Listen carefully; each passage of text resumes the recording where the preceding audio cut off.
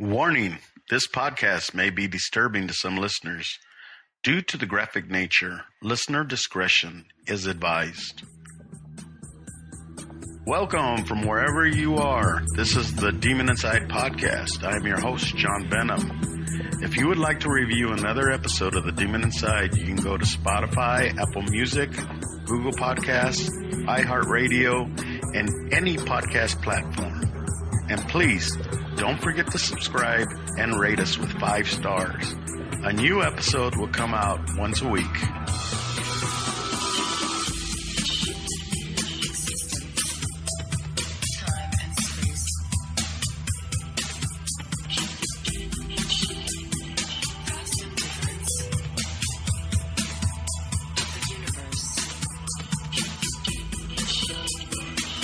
We will be right back after a word from our sponsors.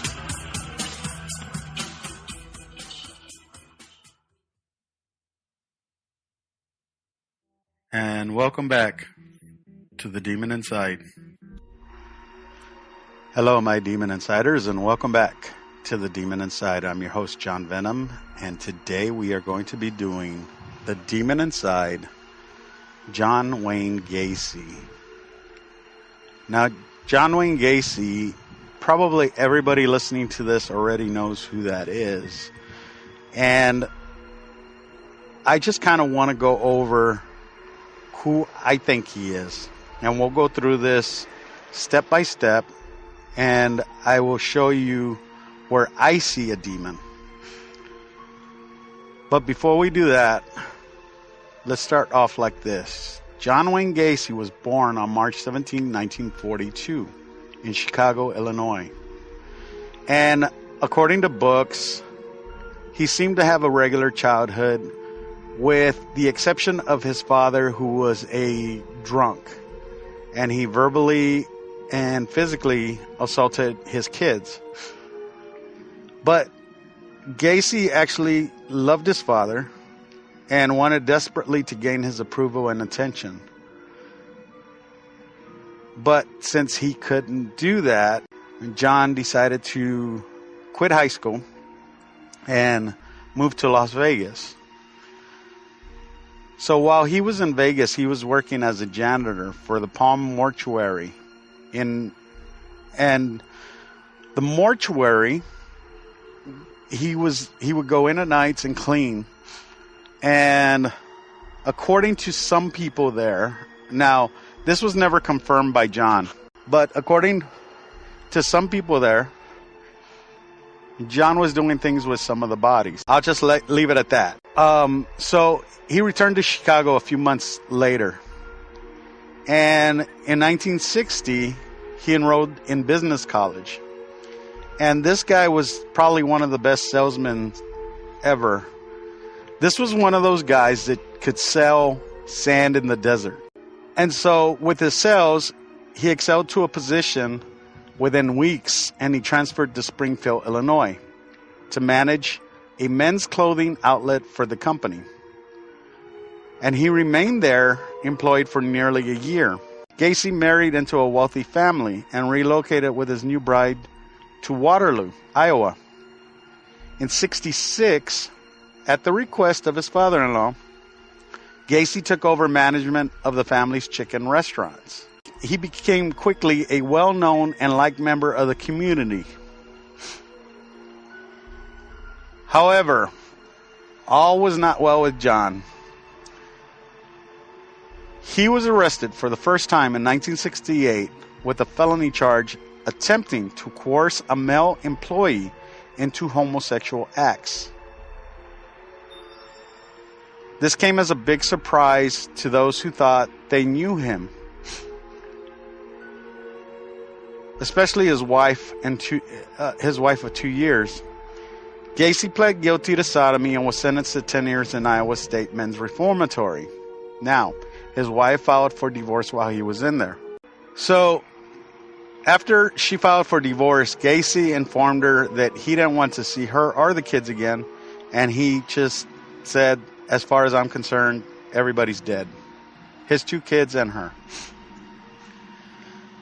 After serving 18 months, now think about this. He was in for 10 years. He served 18 months, and he was paroled in 71. And he moved back to Chicago. He was like the perfect prisoner. So he started to work with construction, and he started his own construction business. That July, he remarried a recently divorced woman that he had met through mutual friends, and he moved into with financial help from his mother. In February of 71, Gacy again ran into trouble with the law. He was charged with the attempted rape of a young man. The charges were dropped when the victim failed to appear in court for the hearing.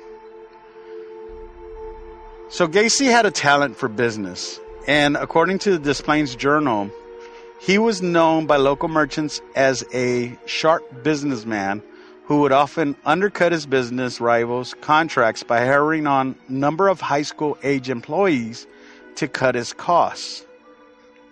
His business grew. Now, as we know it, he wasn't hiring these young kids for the price. He was hiring these young kids to prey on.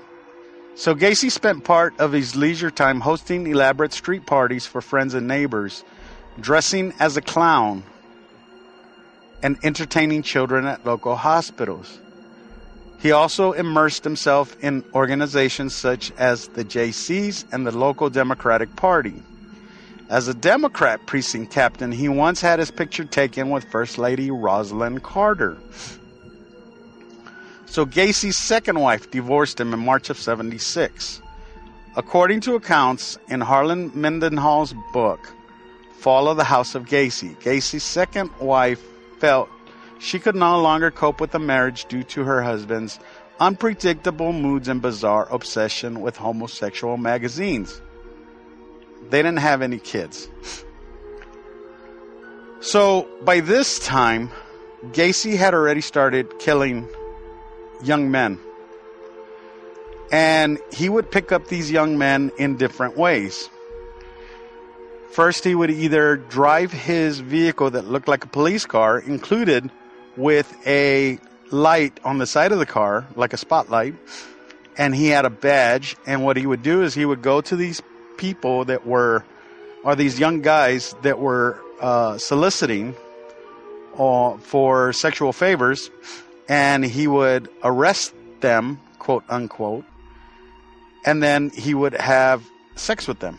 Or he would take them back to the house where he would have sex with them, and then he would kill them.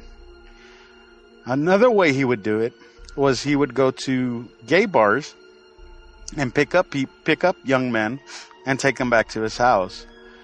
Now, his killing field was always the house. The third way he would take young men as his victims was by either offering them a job or that they actually worked there for Gacy. And he would offer them very good wages for the time, and he would say, come to my house and let's talk about it.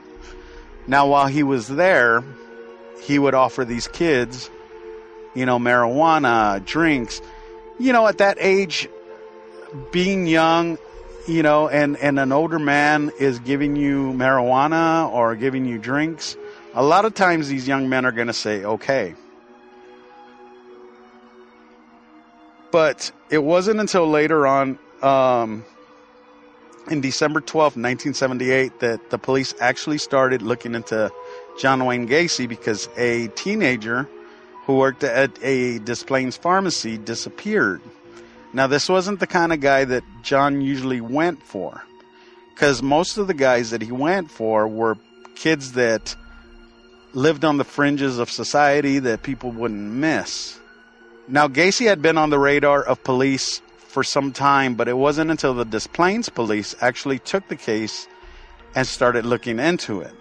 So once they started looking into it, and if you guys ever want to hear a story, let me tell you guys, there's a podcast, and it is the son of an attorney that had John Wayne Gacy. This guy recorded hours and hours and hours of John Wayne Gacy talking. It's called the Gacy tapes.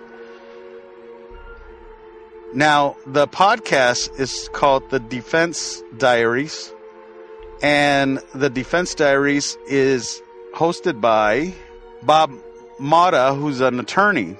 He's a criminal defense attorney. I suggest you guys listen to this because this is really good.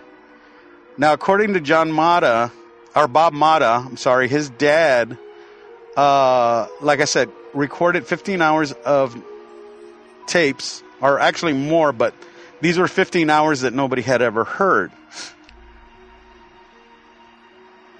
During this time, Bob Mata actually heard what makes it sound like they forged evidence to get John in prison. Now, if they wouldn't have forged it, they might not have been able to convict him. But, I mean, for you should go and listen to it. Like I said, it's Defense Diaries, and it's a really good show. It's on Spotify and other places. So, they found 27 bodies buried underneath his house in a crawl space. They found 2 others buried underneath the garage, and he came out and told them there was 4 more that he threw in the Des Plaines River. So they actually convicted him of 33 crimes, 33 murders. Now, some of the police officers believe that there was more. Now, if you go to YouTube, there's a guy that is a survivor of John Wayne Gacy, that he met John in Kentucky when John was on vacation. Now, John was at a town about 4 hours away from where he was staying. John Wayne Gacy was actually staying near a lake in Kentucky, and he asked this guy what there was to do, and the guy kind of was hesitant to talk to John, but, felt kind of comfortable because he was around his own surroundings. This was at the hotel or whatever right there near the lake. So John invited him to have a beer with him, and this guy said yes.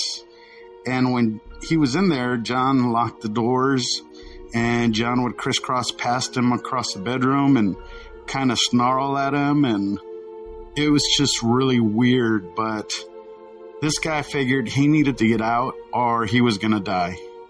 And so he actually concocts a plan and escapes, and y'all should listen to it. This guy's name is Tony. We will be right back after a word from our sponsors. And welcome back to The Demon Inside. And Tony says that he narrowly escapes. But 3 years later, Tony sees John Wayne Gacy again for the second time when he's working at the docks. And John Wayne Gacy actually is there on vacation again. So how many times did John go to Kentucky and take a vacation, or anywhere else for that matter, where he tried to get more victims? I believe there's still plenty of more victims out there. You guys got to listen to it, though. It's on YouTube. And the guy's name is Tony. He's a survivor of John Wayne Gacy. Now, after John, they catch him and they're talking to him, John comes out with this story. And John says this. He says that there is there's another personality in him. There's actually 4 personalities. It's him. It's a man named Jack Hanley. It's Pogo the Clown.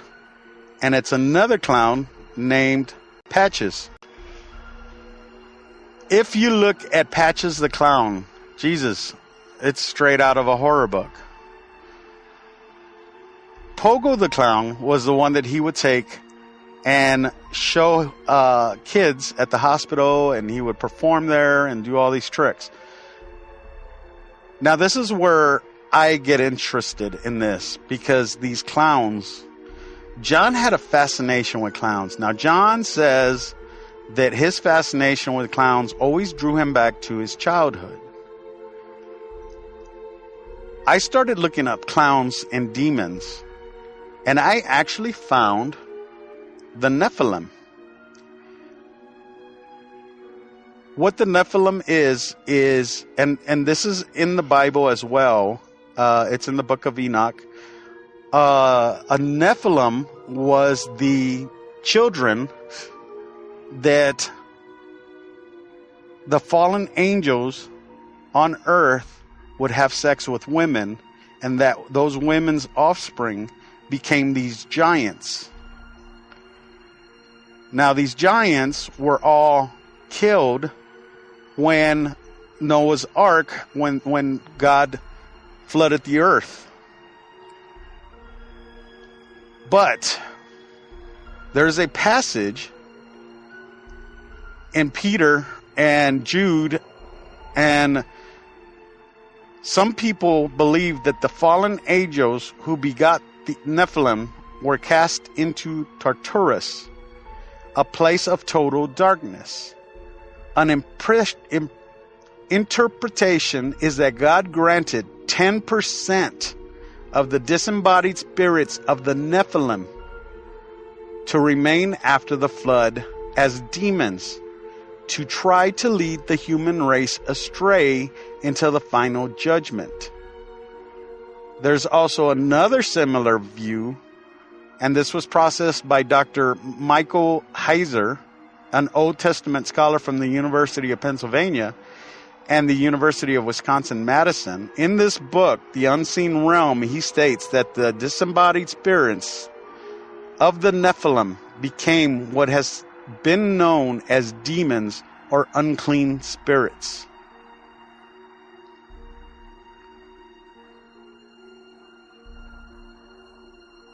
Now, I believe that this was John Wayne Gacy's Pogo the Clown and Patches the Clown. John also had in his bedroom pictures of clowns facing his bed, where he would take these kids and do his sexual things to them. There was a door at the end of the hallway, and there's a design, and I've been trying to look for a design similar, but I can't find one. And it was a yellow design, and it looks kind of like a lightning bolt, but is not.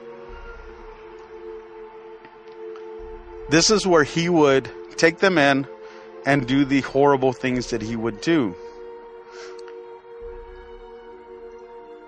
Now, for me, this disembodied spirit of the Nephilim is something that I believe could have gotten into John way early in his life. When your father is upset with you and you're angry, you might say, I hate him, I wish he was dead. And that's when these things come in. Because then you agree to something that you really shouldn't agree to. Even as a child, you are responsible for the words that you talk. Now, like I said, John also talked about a man named Jack Hanley, who was another personality, and he said that this man was a violent homophobic man. He said that everything that happened was because of Jack Hanley. He kind of messes up in this way because, and God forgive me for saying this, but if Jack Hanley had taken over and he was a homophobic person, he would have just killed them. The way they were killed was in sexual by nature. He would use a garrote to strangle them, And I'm assuming he did it over and over and over again, where he would make them pass out and they would come back and pass out. Also, he would use chloroform. Now, here's where we get a little into it. The Nephilim are described as clowns. And John, who said he loved clowns and he saw himself as a clown, and during these murders, he would use some of the tricks that he would perform as a clown. If he didn't want the two to be together, he wouldn't have done that. Let's say he combined something that was pure to him as a clown, but he also used that to deceive these boys into killing them. So, is that right? I believe no. I believe he used the tricks as a clown because when he was killing them, this Nephilim, who looks like a clown, was actually killing these kids. Now, I'm not saying John Wayne Gacy isn't responsible. He is.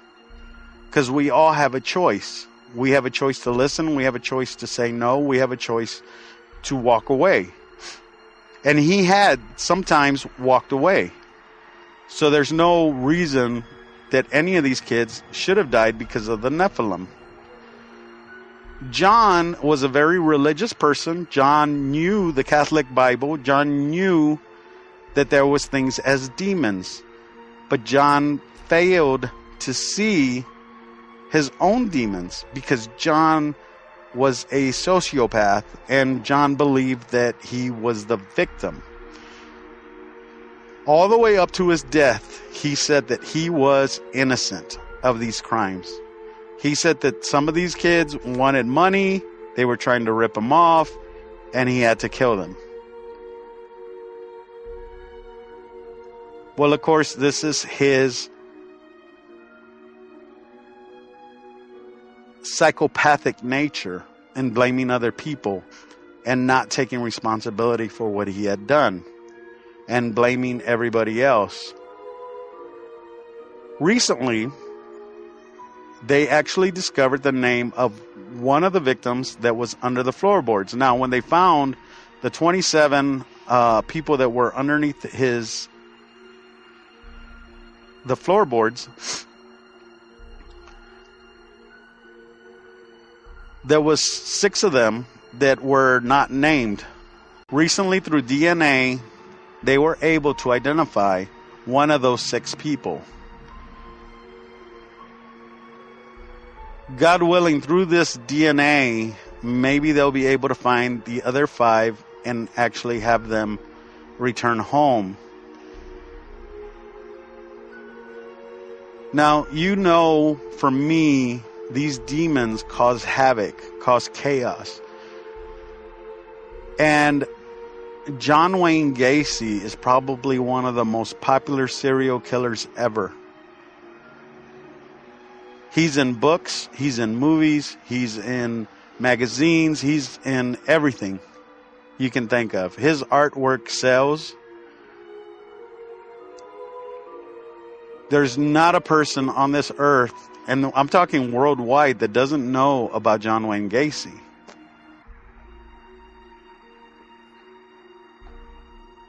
If it was a demon, wouldn't this be what the demon wants?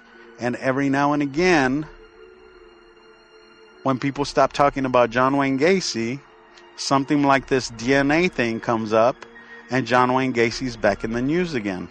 Striking fear, striking curiosity, striking to the point where in 2017, there was a guy that emulated the way John Wayne Gacy killed. He killed his mother, put her in a barrel, and stuck her underneath the house.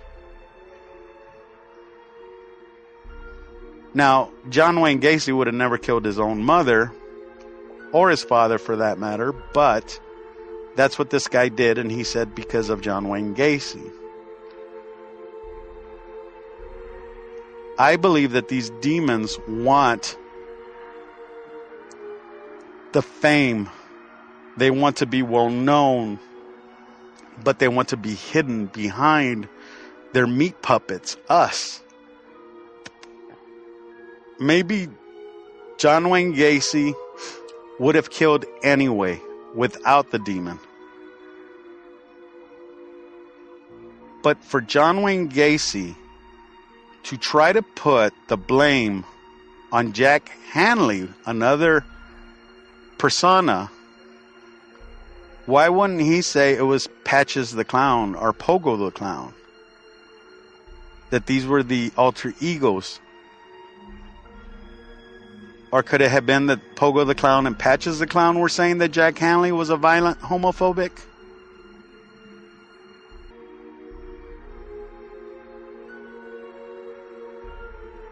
Who knows? I mean, for all I know, Pogo the Clown, Patches the Clown, Jack Hanley, John Wayne Gacy, it was all grouped into one person that allowed these things to happen because he wanted them to happen.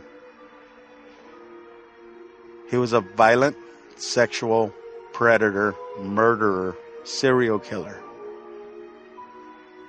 And today we are still just as fascinated with him as the day as they caught him. Now, if I was a demon, I would be pretty proud of myself. Because I'm having people look at my work, not just through my lifetime, but everybody else's lifetime as well. John Wayne Gacy's name is probably going to live on longer than any of us listening to this podcast. And the deeds that he did, as awful as they are going to live forever. And the sad part is, nobody cares about the names of the victims. Nobody cares about the victims themselves. That's the tragic story here. On all these stories that I do from the Demon Inside, the people that died is the story. But John Wayne Gacy will live in infamy,